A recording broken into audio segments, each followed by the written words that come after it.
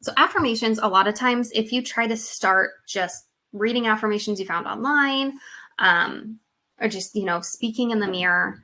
I remember like in the 90s a lot, there was always like this push for getting up in the morning, and like if you were going to be successful and powerful, then you had to face yourself in the mirror and like speak affirmations over yourself and have this like list of mantras you're just repeating. Like I'm a strong, powerful woman, that kind of stuff. And so whenever I first heard about affirmations, that's always what came to mind. And I was like, it feels so phony, feels so fake, feels so dumb. But there's actually like this response that happens where if you're speaking an affirmation that you really believe to be untrue, it can actually trigger like your cortisol levels to spike, and it can cause stress because you're saying something you do not believe. You're looking yourself right in the face in the mirror and lying to yourself, from your perspective. If you do not believe you're a strong, powerful woman, saying that to yourself in the mirror is not going to make you one. It's going to make you feel all kinds of things in a lot of cases. And that's what I was like. So I was like, affirmations, no way, those don't work. Yes, they do when you use them correctly, when you build them to work effectively. Just copy and pasting someone else's doesn't always work. It can be great for finding inspiration if you're not so great at finding the words that you need to be using. But yeah, just a copy paste doesn't always work for everybody. And that's totally fine if you tried them or you thought like I thought, like that's not going to work. When I try to use affirmations, it actually stresses me out. That's why. Because you can't lie to yourself. It's inauthentic and honest. But turns out we can lie to ourselves in negative ways. We can tell ourselves we're not enough when that's not true, because we've been supporting that. And that's what our like body and our mind and our patterns think to be true. And we can change that. We can undo it. But it's not just saying something. It's not just saying the opposite that automatically fixes it. Okay. So here's how we replace the negative thinking, and we really beat it and take its power away. Okay. So there are many ways of overcoming negative thoughts. There's a lot of like cognitive behavioral therapy, different kinds of like talk therapies and things like that can be used. But recognizing them is just the beginning. Okay. So our little exercise of thought inventory, it's going to start recognizing those thoughts. All right. We're paying attention to the thoughts we're thinking, and we are red flagging the mean girl kinds of thoughts. So if you don't believe in yourself, how can you believe that anyone else believes in you? If you don't love yourself, how can you accept love from anyone else? If you're not your own biggest cheerleader, your own greatest advocate, your own best friend, you will end up subconsciously pushing everyone else away because you believe you do not deserve love. You believe you do not deserve friends because you can't even love yourself and be a friend to yourself. Okay? Self-love, self-acceptance, and self-esteem are prerequisites to a fulfilled life and honest, intimate relationships. Okay? It's not just about you. It's about your relationships, your connections, your friendships. It's about how you interact with everyone around you.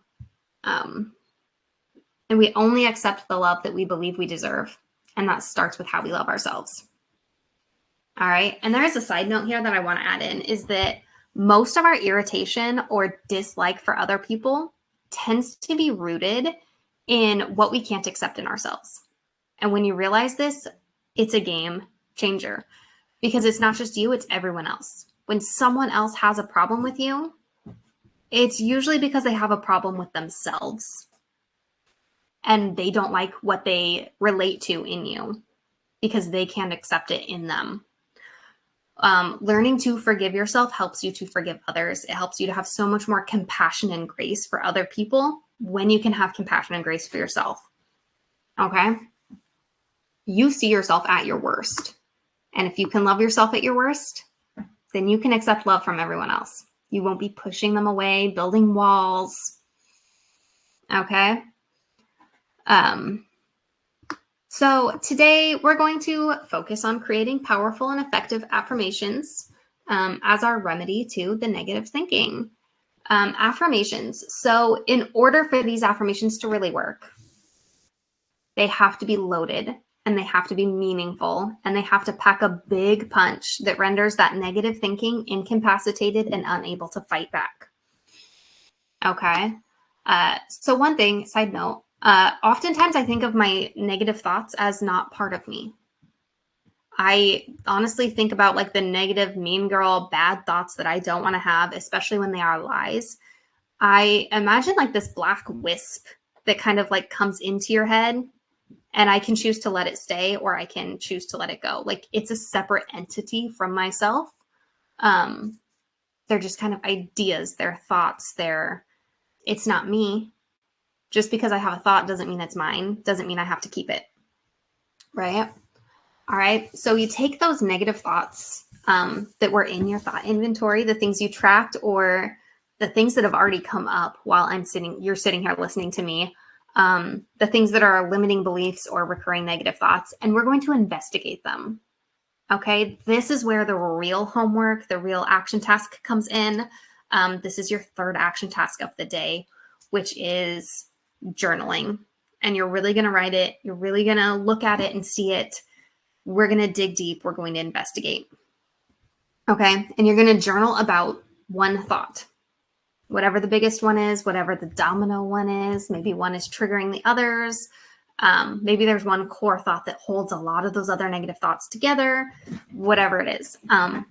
But we're going to question its origins, question its validity, question its triggers. Why does this thought come up so often? Is there something else causing this?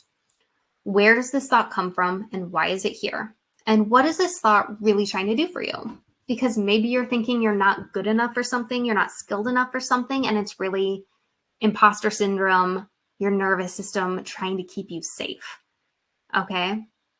Imposter system will often give you thoughts telling you that you're not good enough for something because it doesn't want what's new. New is scary and new is considered unsafe. Your nervous system really likes to keep the status quo. So take time to investigate the thoughts instead of just perpetuating them. Don't accept them as you have in the past. All right. Your mind will always do its best to prove itself right.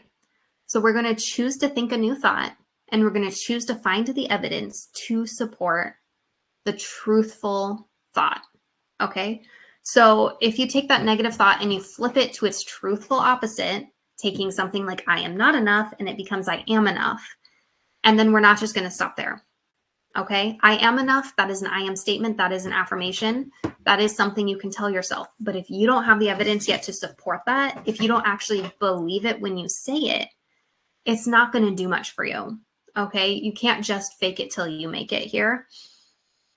You have to support the new belief. Okay. Until it's strong enough to stand on its own. So yes, we're going to find supportive evidence. You can use Bible verses, song lyrics, quotes, past experiences. Immerse yourself in that new positive thought and finding evidence to support it. If you're going to say I am enough, you need to know why. You need to believe it. What makes you enough? Where does your innate worth come from? What does that actually mean to you? You have to make this meaningful. And this is where the real work begins of journaling on this and digging deep, getting to the root of what you've been thinking and what you've been told, what you've been believing, and really building a new thought pattern in yourself.